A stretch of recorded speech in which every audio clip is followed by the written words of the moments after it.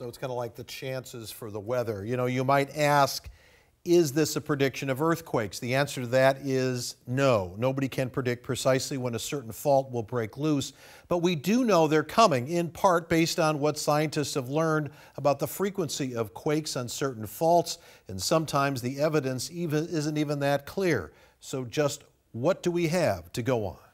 The colors are brighter and the faults are a little more obvious. I'm with Bill Steele and Paul Bowden at the Pacific Northwest Seismic Network on the UW campus. And we're looking at Washington's complex geological map.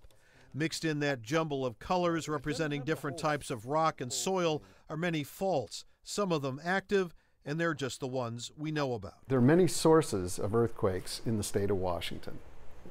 They all basically originate because of the subduction zone. Even those big subduction zone earthquakes offshore don't release all the stress. That stress coming from the pressure of an expanding ocean floor which is pushing against and under Washington state.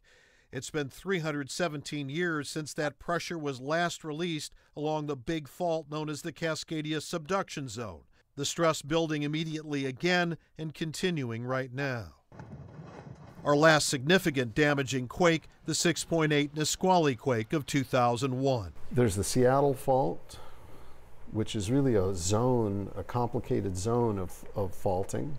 Bowden is currently in charge of the state seismic network, which is out to capture and analyze Washington's earthquakes, and there are a lot. Each dot here is an earthquake of a magnitude 2 or greater over the last 27 years. Most didn't do any damage, some did. We have the second highest risk for losses from earthquakes of anywhere in the country. What's the forecast for major faults? For a magnitude 9 along the Cascadia subduction zone, 15% over the next 50 years.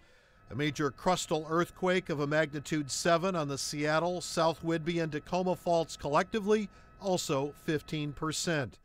Another deep earthquake like Nisqually, 84%. It gives you a sense of exposure in a building's lifetime, in a person's lifetime. Generally, we use about 50 years. So again, like the weather, usually we're talking about that in a 24-hour period. There's like a 15% chance of rain, a 60% chance of rain.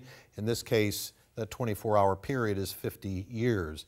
But the consequence, you go 15%, you know, you wouldn't exactly take an umbrella for that, but the consequence of being wrong is huge. Exactly. Now the Cascadia Fault is off the coast. Right. Does this affect eastern Washington? Will eastern Washington feel effects? Well, eastern Washington will certainly feel the shaking from that, but there's more and more research that's going on the east side of the state. There was a big earthquake near Lake Chelan in 1872. They've estimated that was probably a magnitude 7, a crustal fault. That's a big earthquake.